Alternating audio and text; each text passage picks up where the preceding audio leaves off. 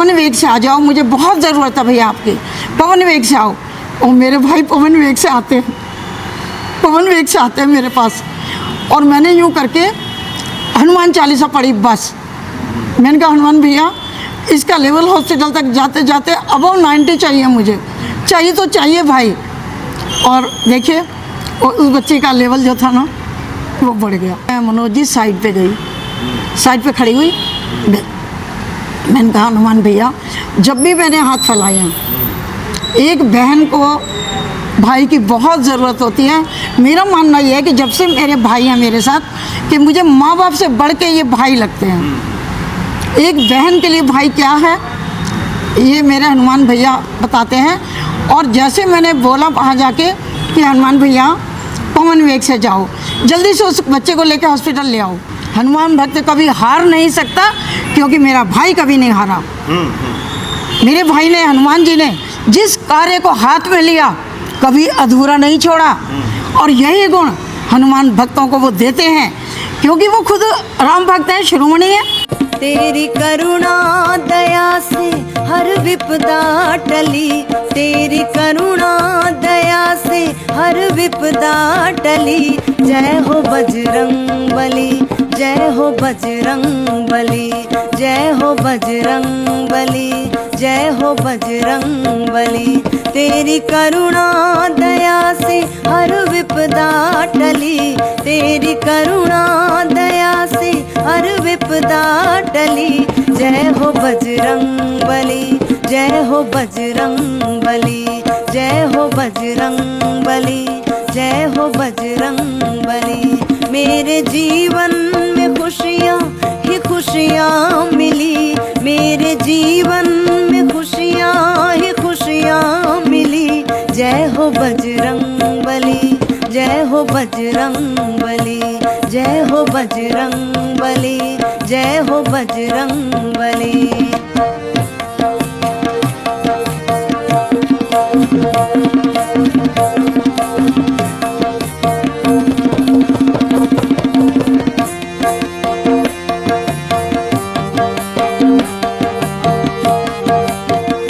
जय सिया राम। जय सिया राम सर। सब शुक्ल है तुम्हारी सरकार, तुम रक्षक काहू को डरना। इस वक्त हम शादरा दिल्ली में हैं, एक बहुत ही प्रसिद्ध मंदिर है। और इस वक्त हमारे सामने हनुमान जी की एक भक्त हैं, और विशेष तौर पे आपने हमसे आग्रह भी किया था कि आप आएँ, हनुमान जी के दर्शन करें, और आप हनुमान जी की भक्ति करते हैं। और आपको लोग यहाँ पे साईं आंटी के नाम से जानते हैं, साईं आंटी के तौर पे आप लोग जानते हैं। पहले तो स्वागत है आपका। धन्यवाद। वैसे आपका शुभ नाम क्या है?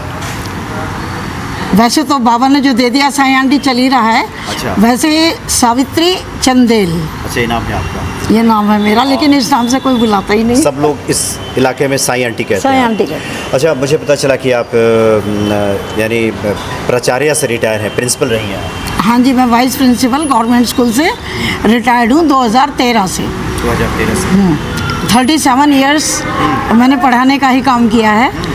और अब आजकल सुंदरकांड करती हूँ, हनुमान चालीसा करने जाती हूँ, या कीर्तन करने के लिए भजन कीर्तन। मेरे पिताजी हैं वो लाइब्रेरी इंचार्ज थे, और कबीरपंथी थे लगभग। अच्छा। और मैं भी कबीरपंथी थी। मेरे घर में कोई पूजा पाठ नहीं होता था, केवल मेरी माता जी करती थी, और वो भी माता की भक्त थी। वो भी पिताजी चले जाते थे लाइब्रेरी तब वो करती थी। अच्छा। मतलब मेरे घर में ना हनुमान चालीसा थी, ना कोई हनुमान जी की भक्ति करता था। लेकिन मुझे याद नहीं है मनोज जी कि मुझे हनुमान चालीसा क्यों आती थी।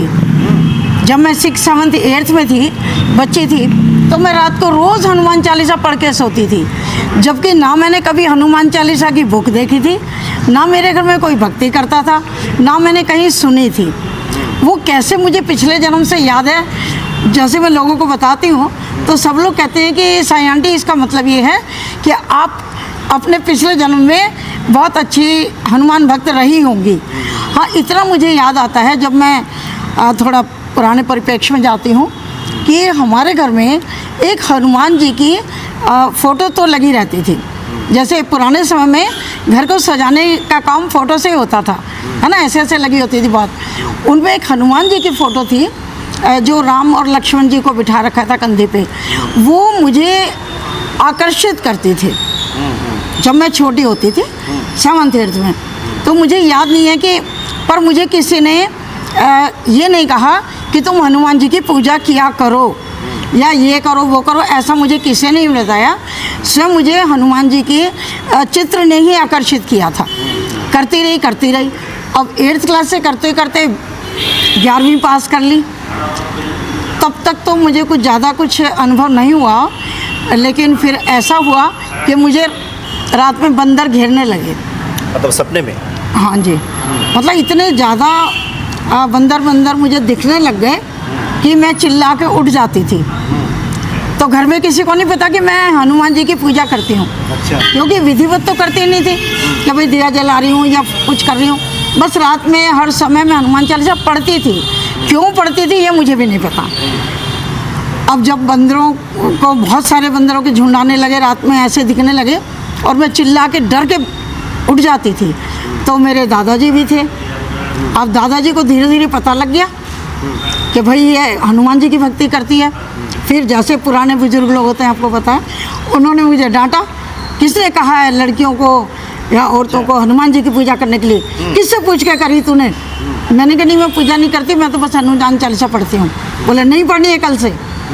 फिर पता नहीं शायद मनोज जी बच्ची थी या जो भी था, छूट गई। फिर डर भी गई मैं, सही पूछो तो। उसके बाद में फिर मैरिज हो गई। BA फर्स्ट ईयर में थी मैं, एंगेजमेंट हो गई और 72 में मेरी मैरिज हो गई। अच्छा। तो फिर पूरा समझ लो कि कट गई। वहाँ जा कर के मैंने B.Ed में एडमिशन ले लिया अलीगढ़ में, वार्षिणी कॉलेज में। और फिर मतलब मैं पूजा पाठ से बिल्कुल कट गई। दिल्ली आते ही मेरी जॉब लग गई, फिर बच्चे अपना हो गए, तो मतलब बिल्कुल छूट गया। कविताएं वगैरह मेरा शौक़ था, वो मैं करती रहती थी। अच्छा, हम लोग थोड़ा कड़ी को थोड़ा और पीछे से जोड़ते हैं। आपने कहा कि आपके पिताजी, पूरे जो घर में माहौल था वो कबीर पंथ हाँ सभी जी। फॉलो करते थे, यानी निराकार ब्रह्म एक तरह से कहें। हाँ जी, मूर्ति पूजा नहीं, निराकार ब्रह्म। तो क्या ये सिलसिला ससुराल में भी यही चलता रहा? यहाँ लोग मानते थे या नहीं? ससुराल में भी कोई विशेष पूजा नहीं होती थी। अच्छा। मेरे जो हस्बैंड थे वो शिव भक्त थे, वो शिवरात्रि करते थे और उनका भंडारा वगैरह करते थे, खुद अपने हाथ से खाना बना के बांटने जाते थे। तो मैं सच्चाई बताऊं कि मैं खड़ी नहीं होती थी, सारी रात वो चलता था शिव जी की पूजा वगैरह, भजन वगैरह, पता नहीं मुझे बुलाया जाता था। तब मेरी शादी हो गई थी, तो मैं कहती थी मुझे नहीं आना, मैं नहीं आ रही। तो सब लोग मुझे ससुराल में डांट करके आरती में खड़ा करते थे। अच्छा। कि और कुछ नहीं करी तो आरती कर ले। तो मैं सच बोल रही हूँ, भैया भी हैं हनुमान जी, झूठ तो बोल नहीं सकती, कि जब मैं ऐसे करती थी मेरे आंसू बहते थे और मैं कहती थी मुझसे ये नाटक क्यों करवाया जा रहा है? भगवान को मालूम है मेरी श्रद्धा नहीं है, मैं घुमा रही हूँ आरती। उसके बाद फिर कभी किसी ने मुझे नहीं कहा कि मैं पूजा करूँ या आरती करूँ, जो भी करूँ। अब मुझे फिर नहीं पता कि कैसे कविताएं लिखते लिखते ये जब आया था लॉकडाउन। अच्छा। तो अभी कल मैंने अपना देखा, जो पुरानी मेमोरीज आती हैं फेसबुक पे, तो मैंने डाल रखा था कि 108 हनुमान चालीसा हमें करनी है। संकट मोचन से ये प्रार्थना करनी है कि वो इस विश्व को इस महामारी से बचाएं। तो वो 108 का डेली का संकल्प मैंने लिया था, मैंने कल पढ़ा था। तो अब दोबारा से करते करते पता नहीं कैसे दोबारा से मैं हनुमान जी से जुड़ी, मुझे खुद नहीं पता लगा। लेकिन जब मैं सबसे पहले भाई मुझे राम नाम से बहुत डर लगता था। अच्छा। और भैया आप तो मुझे माफ़ कर देना, अब तो आपने मुझे बुद्धि दे दी। कोई मुझे राम राम करता था तो मुझे बहुत गुस्सा आता था, मैं राम मुँह से बोलती नहीं थी। क्योंकि मेरे दिमाग में ना कुछ ये था कि सीता माता के साथ अन्याय किया। अच्छा, मतलब ऐसा लगता था आपको? हाँ जी, मुझे बहुत लोग समझाते थे पर मेरी समझ में आता नहीं था। अच्छा। मुझे अच्छा नहीं लगता था कि भाई अग्नि परीक्षा हो गई, सब कुछ हो गया और फिर उनका त्याग हो गया। मतलब कि मैं गलती थी, लेकिन उस समय मेरी ऐसी सोच थी, तो मैं राम राम बोलती नहीं थी। कोई मुझे राम राम कहे तो मैं राम राम नहीं बोलती थी। वो राम राम बोलते थे, मैं नमस्ते बोलती थी। मतलब राम का नाम सुनते ही भड़क जाती थी? बहुत भड़क जाती थी, मतलब एक खराब सा फीलिंग होती। आपको लगता था कि यही राम है जिन्होंने माता सीता क्यों छोड़ दिया? छोड़ा। अच्छा। हाँ, तो नहीं करना चाहिए था। मतलब कि नारी जो है प्रताड़ित ही होती आ रही है तब से, तो कुछ इस तरह का मतलब मुझे लगता था। अच्छा, मतलब आपके भीतर ये नारीवादी जो सोच है वो जागृत होने लगी। वो जागृत होने लगी। अब उसके बाद क्या होता है कि मैं सिवाय शिरडी के कहीं और जाती नहीं। अच्छा। जाती नहीं हाँ। थी हाँ। ठीक कह रही हूँ मैं। हाँ, हाँ। क्योंकि हनुमान भैया मुझे लेकर के गए अयोध्या। अयोध्या गई। अच्छा, ये बताइए, वो लेकर गए। ईश्वर के साथ कोई ना कोई संबंध जोड़ लिया जाए तो ये भक्ति में और निखार आता है और मजबूती आती है, प्रखरता आती है। बिल्कुल आती है। ये हनुमान जी को भाई कब से मानने लगी आप, और क्या इसके पीछे कोई घटना ऐसी घटी? ऐसा तो कुछ नहीं, क्योंकि मैंने बताया ना मेरा जुड़ाव तो बहुत बचपन से था। अच्छा। बीच में कुछ समय नहीं रहा, वो अलग बात हो गई। लेकिन मेरा अंदरूनी जो है प्रेम बहुत है उनके साथ। अब वो प्रेम मतलब कैसे वो भाई तक पहुंच गया ये मुझे भी पता नहीं लगा। मैं सुंदरकांड देख के डरती थी। कोई कहे कि सुंदरकांड पढ़ना चाहिए, मैं बुक देख के कहती थी वो इतना बड़ा मैं नहीं पढ़ रही। पहली बार पढ़ा, पूरे 2.5 घंटे लग गए, घबरा गई कि नहीं मैं नहीं पढ़ रही। फिर अपने आप से, क्योंकि मैं सुंदरकांड करने जाती थी, घर में नहीं पढ़ती लेकिन करने जाती थी, तो ज़रूर हनुमान भैया को लगा होगा कि मेरा नाम तो सब जगह लेकर के गा रही है, मेरे भजन गा के आ रही है और मेरे ईष्ट को प्रणाम नहीं करती, मेरे ईष्ट का नाम नहीं सुनती। ऐसा मुझे लगा कि हनुमान जी ने सोचा होगा। तो जब मेरी फ्रेंड्स सब जगह जाती हैं ना, तो मैंने सबको बोल रखा है मुझसे मत पूछा करो, केवल शिरडी जाओ तो पूछो, अन्यथा नहीं पूछो, क्योंकि मैं जाऊंगी ही नहीं। हनुमान जी ने मुझे उधर मोड़ना था। और बात भी सही है कि पहले ईष्ट को प्रणाम करूंगी तो उनके पास जाऊंगी ना, क्योंकि वो जय हनुमान कहने से कुछ नहीं होते, जैसे कि वो जय श्री राम कहने से होते हैं। तो मैं एक फ्रेंड के घर गई, उसने अचानक बोला कि दीदी चल रहे हो? मैंने कहा शिरडी। बोले नहीं, अब की बार अयोध्या। पता नहीं क्या हनुमान जी ने मेरे को प्रेरणा दी या मुझे बांधा, मुझे नहीं मालूम, कि ज़िंदगी में पहली बार मैंने ना नहीं किया। अच्छा। नहीं किया। मतलब ये यात्रा शिरडी से बढ़ करके अयोध्या पहुंच गई। हाँ जी। अब वो मुझे कहने लगी कि मैं जा रही हूँ इस डेट को। चांस की बात है, हनुमान भैया की कृपा है कि मेरे पर्स में 3-4 हज़ार रुपये थे। मैंने उस फ्रेंड से कहा कौन सी ट्रेन से जा रही है, कब जा रही है, तो मैं खुद ही जाके टिकट ले आई। अच्छा। तो तब ना वो होता है ना ग्रहण वगैरह होता है, उस समय वो था। जो मेरे देवर के लड़के हैं अलीगढ़ में, वो केवल हनुमान जी को मानते हैं बस, और एक ही त्यौहार करते हैं, वो हनुमान जयंती। अच्छा। बहुत बड़ा भंडारा करते हैं। तो मैं उनसे ये कहती हूँ, अपने बेटे को कहती हूँ कि आशु, तुम भंडारा तो करते हो इतना बड़ा और हवन करते हो, तुम सुंदरकांड क्यों नहीं करते? कहता बड़ी मम्मी हमारे यहाँ कोई नहीं करता। मैंने कहा इस बार मैं आऊँगी, मैं करूँगी सुंदरकांड। तो अब मैं तो पहुँच गई अयोध्या। अच्छा, अयोध्या चली गई। हाँ। उसी टाइम मैंने उसको वचन दे रखा था। अब वहाँ पे हनुमानगढ़ी बहुत ऊपर है। अब मैंने कहा भाई मैं नहीं चढ़ूँगी, बाकी सब सहेलियाँ चढ़ गई, मैंने कहा मैं नहीं चढ़ सकती। तो मैंने कहा मैं यहीं हनुमान जी का सुंदरकांड कर रही हूँ, आप लोग 2 घंटे में चढ़ जाओ। तो 2 न्यू मैरिड कपल था एक, वो आए मेरे पास, आंटी कहाँ से आई हो? मैंने कहा दिल्ली से। दिल्ली से यहाँ तक आ गए हो? मैंने कहा हाँ जी।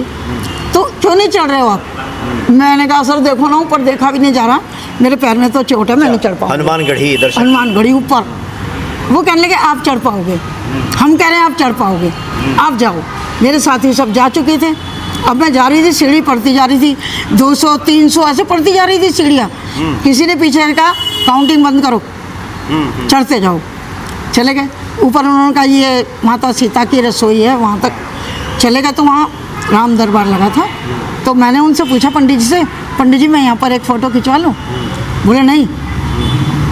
मैंने कहा हनुमान भैया मेरा तो मन कर रहा है। तो अपने आप ही फिर जब मैं चली गई तो पंडित जी मुझे बुलाने आए, बोले आओ आओ जल्दी, कोई नहीं है जल्दी करो। उन्होंने मेरी फ़ोटो खींच दी, फ़ोटो खींच गई मेरी। अच्छा। तो वहाँ भी मतलब मैं चली गई, हनुमानगढ़ी भी।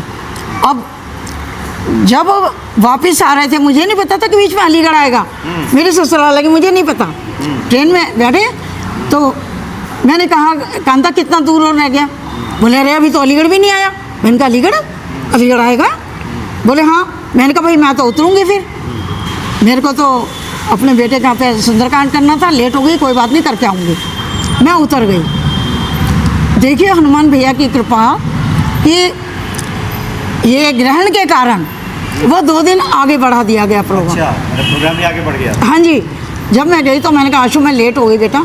बोले नहीं नहीं अभी है कि अभी है, 2 घंटे बाद है अभी। मैंने कहा अच्छा। फिर मेरे को वहाँ पे सुंदरकांड भी करने को मिला। शिरडी में की बात करूँ मैं, यहाँ तो अयोध्या बाबा ले गए मुझे, भैया लेकर गए कि भाई मेरे इष्ट को पहले प्रणाम करेगी तो मेरी शरण में होगी ना। कोई फ़ायदा नहीं सुंदरकांड करने का, कोई फ़ायदा नहीं अगर मेरे श्री राम को प्रणाम नहीं करती। ये बात मेरी समझ में आ गई। अच्छा, अरे आ गई। अब तो मैं जय श्री राम सारा दिन करती हूँ। तो उसके बाद में जब शिरडी की बात करूँ, वहाँ पर दक्षिण मुखी हनुमान जी हैं। अच्छा, साईं बाबा हनुमान मंदिर डेली जाते थे, वहाँ भी कनेक्शन है दोनों का। तो पहले वहाँ पर जब जाती थी मैं 10-15 साल पहले, वहाँ ब्लैक हनुमान जी थे। आजकल ऐसे वाले सिंदूरी वाले हैं, सिंदूरी आ गए हैं। अब चलते दक्षिण मुखी हनुमान जी है। हाँ जी। तो वहाँ मैं जाती हूँ, रात को 9 बजे बंद हो जाता है। तो 9 बजे में 5 मिनट थे, मैं पता नहीं बाबा का कोई पूजा कर रही थी। मैंने कहा हाय मेरे भैया का मंदिर बंद हो जाएगा। बहुत तेज़ दौड़ के आई, ये भी चमत्कार है। दौड़ के आई तो वो पंडित जी बंद करने वाले थे गेट। तो मैं जब जाती हूँ तो बाबा के सामने हनुमान जी के भी पल्ला ऐसे करती हूँ। अच्छा, मुझे सब कुछ ऐसे लेना अच्छा लगता है। वो मतलब प्रसाद वगैरह सब। हाँ जी, सब मैं ऐसे ही लेती हूँ। तो मैं ऐसे करके हनुमान भैया को देख रही थी, वहाँ पर एक नारियल रखा था। ऐसे मेरे मन में ख्याल आया, भैया ये नारियल मेरे लिए रखा है क्या आपने, मुझे दोगे? और पंडित जी गेट बंद करने आ गए। मालूम नहीं भैया ने उनको प्रेरणा दी होगी या मेरी भैया ने सुनी होगी। पंडित जी लाए और नारियल मुझको ऐसे करके कैच करा। अच्छा, वहाँ से यूँ किया, मैंने कर लिया। मैंने कहा थैंक यू भैया। तो उन्होंने मतलब वहाँ भी मेरे को शिरडी में भी ये चमत्कार उन्होंने दिखाया। मतलब अपने कृपा का अनुभव हमेशा कराते रहते हैं। बहुत कराते हैं। मैं कहती हूँ इतने अनुभव हैं कि एक बार और मेरी एक फ्रेंड की बेटी कोरोना के दिनों में उसका जो ऑक्सीजन लेवल था उसको हॉस्पिटल लेकर जा रहे थे। अच्छा, वो थी 19-20 साल का बच्चा होगा वो। उसका लेवल जो था ना 65 हो गया था। अच्छा, माँ रो रही थी, मैं भी उसमें थी गाड़ी में। तो मैंने क्या किया मनोज जी, आपको मनोज जी कह रही हूँ, खराब तो नहीं है? अच्छा लग रहा है, कह सकते हो। या। तो मैंने क्या किया, हाथ रखा।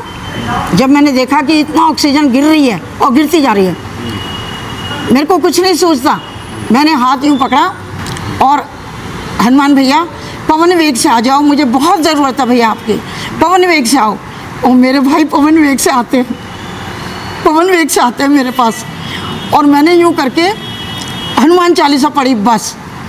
मैंने कहा हनुमान भैया इसका लेवल हॉस्पिटल तक जाते जाते अबव 90 चाहिए, मुझे चाहिए तो चाहिए भाई। और देखिए उस बच्चे का लेवल जो था ना वो बढ़ गया, उसको बाबा ने हनुमान भैया ने सुरक्षित बचाया। एक बार और ऐसा ही हुआ, ये GTB हॉस्पिटल, वहाँ भी किसी जानकार के बच्चे को दिखाना था।